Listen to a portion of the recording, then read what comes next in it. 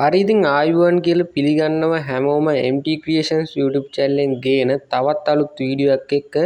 ඉතින් අද අපි කතා කරන්න යන්නේ 10 වසරේ සහ 11 වසරේ නංගිලා මල්ලිලාට ගොඩක්ම පැටලෙන පාඩමක් වෙච්ච මෙන්න මේ 10 වසරේ පොතේ තියෙන 3 වෙනි පාඩමේ ටිකකුත් 4 වෙනි පාඩමේ ටිකකුත් තියෙන සෙල්ලිපි ටික තමයි ඕගොල්ලන්ට ගොඩක්ම පැටලෙන පාඩමක් විදියට ඕගොල්ලෝ කියන්නේ. ඉතින් මෙන්න මේ ටික කොහොමද ලේසියෙන් මතක තියාගන්නේ කියලා කෙටි ක්‍රමයක් මම හදලා තියෙනවා. ඒක ඕගොල්ලන්ට අද පැහැදිලි කරලා දෙන්නයි මම යන්නේ.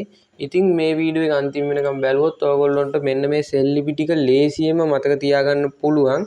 ඉතින් අනිවාර්යෙන් අපේ channel එකත් එක්ක එකතු වෙන්න දිගටම. ඉතින් මේ වගේ ගොඩක් වීඩියෝ ඉස්සරහට බලා ගන්න පුළුවන්. දැන් ඕගොල්ලන්ට පේනවා ඇති ඕගොල්ලන්ට පැටලෙනවා කියලා කියන සෙල් ලිපි ටික මෙන්න මෙතන බලා ගන්න පුළුවන්. ඉතින් මම මෙන්න මේ ටික තව ටිකක් සාරාංශ කරලා ඕගොල්ලන්ට පෙන්නුවොත් මෙන්න මේ විදිහට තමයි මම සාරාංශ කරලා තියෙන්නේ. ඉතින් බුද්ධනේහල සෙල් ලිපියේ එක්තැන් සමිය ගැන සඳහන් වෙනවා. මුතුගල්ල සෙල් ලිපියේ මජ්ක්‍ධිම නම් කම්මල් කරුවෙක් ගැන සඳහන් වෙනවා. මණ්ඩලගල සෙල් ලිපියේ තුලදර සුමන ගැන සඳහන් වෙනවා. වේගිරිය සෙල් ලිපියේ දටික සුමන නැත්තම් ඇද්දත් ශිල්පියෙක් ගැන සඳහන් වෙනවා. වෙහෙරකම සෙල් ලිපියේ තතවය නැත්තම් නූල් කටින්නෙක් ගැන සඳහන් වෙනවා. බටහිර ජල උද්‍යානයේ අබල බබර නැත්තම් සියඹල වෙලෙන්දෙක් ගැන සඳහන් වෙනවා. සිතුල්පව්ව සෙල් ලිපියේ ගමිකල තුන්දෙනෙක් නැත්තම් ගමික සිව ගමික සුමන ගමික යන තුන්දෙනා ගැන සඳහන් වෙනවා. පෙරිය පුලියන් කුළුම සෙල් ලිපියේ තොට පුජක කියලා තැනැත්තෙක් ගැන සඳහන් වෙනවා. ඉතින් මෙන්න මේ සෙල් ලිපි ටික කොහොමද ලේසියෙන්ම මතක තියාගන්නේ කියලා ඉතින් අද ඔයගොල්ලොන්ට ඉගෙන ගන්න පුළුවන් වෙයි. ඉතින් මම මෙන්න මේ විදිහට ඔයගොල්ලොන්ට ලේසියෙන්ම මතක තියාගන්න කවියක් හදලා තියෙනවා. මෙන්න මේ කවිය කොලේක ඔයගොල්ලෝ 3-4 පාරක් ලියලා අනිවාර්යෙන් පාඩම් කරගන්න. ඉතින් විභාගෙට යනකම් ඔයගොල්ලොන්ට මේක අමතක වෙන්නේ නැතිව තියේවි. මෙන්න මේක තමයි අපේ කවිය. සිතුල්පව්වේ 3 දෙනාට මන්න 3ක් සාදාගෙන වෙහෙරකෙමට නූල් ටිකක් උද්‍යානෙන් අරන් යන්න. වේයෝ කාපු දට්ටික මගේ මජ්ජිම මුතු මාල වලලු වලින් පෙරිය ලෝහ සුමන කණ්ඩතොට බොන්න බුදියන්න එකතන. මෙතන බුදියන්න නෙමෙයි බුදියන්න කියලා එන්න ඕන. මගේ පොඩි ටයිප් කරනකොට වැරදිලා එතන. ඉතින් අපි මේක පොඩ්ඩක් තව ටිකක් පැහැදිලි කරගමු. සිතුල්පව්වේ 3 දෙනාට කියන්නේ සිතුල්පව්වේ සෙල් ලිපි සඳහන් වෙනවා 3 දෙනෙක් ගැන. ගමික සිව ගමික සුමන ගමික කියන 3 දෙනා ගැන.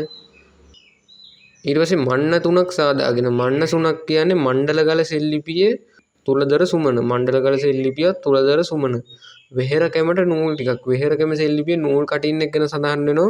කවුද? තතවය කියලා නූල් කටින්නෙක් ගැන. ඊට පස්සේ උද්‍යානෙන් අරන් යන්න. උද්‍යානෙන් අරන් යන්න කියන්නේ සීගිරියේ බටහිර ජල උද්‍යානය අරන් යන්න කියන්නේ අබල වපර. වේයෝ කාපු දට්ටික මගේ. වේයෝ කියන්නේ වේගිරිය සෙල් ලිපිය. දට්ටික මගේ කියන්නේ දටික සුමන. මජ්ජිම මුතු මාලවල්ලු. මජ්ජිම කියන්නේ මජ්ජිම නම් කම්මල් කරුවා. මුතු මාලවල්ලු කියන්නේ මුතු එකෙන් තියෙන්නේ මුතුගල්ල සෙල් ලිපිය. පෙරිය ලෝහ සුමන කියන්නේ පෙරිය පුලියන් කුලම සෙල් ලිපිය. ලෝහ සුමන කියන්නේ ලෝහ සුමන කියන කෙනෙක්. ලෝහ වැඩ කරන සුමන කියන කෙනෙක් ගැන සඳහන් වෙනවනේ. පෙරිය පුලියන් කුලම සෙල් ලිපිය. ඊට පස්සේ කණ්ඩතොට බොන්න බුදියන්න එක තැන. කණ්ඩතොට බොන්න කියන්නේ කණ්ඩලම සෙල් ලිපිය තොට බොජුක කෙනෙක් කියන කෙනෙක් ගැන සඳහන් වෙනවා.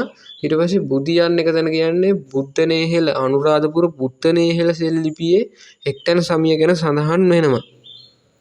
ඉතින් ඕගොල්ලොන්ට දැන් ඔක්කොම තේරෙන්නේ නැති මෙන්න මේ සෙල් ලිපි 9. සෙල් ලිපි 9ක් මෙන්න මේ කවිය තුලේ තියෙනවා. ඉතින් මේක පාඩම් කරගත්තොත් ඕගොල්ලොන්ට විභාගෙට අනිවාර්යෙන් ලකුණු 3-4ක් හරි ගන්න පුළුවන් ඒවි කියලා මම හිතනවා. ඉතින් මේ වීඩියෝ එකෙන් ඕගොල්ලෝ මොකක් හරි ප්‍රයෝජනයක් ගත්තා නම් අනිවාර්යෙන් අපේ channel එක subscribe කරලා අපිත් එක්ක එකතු වෙන්න.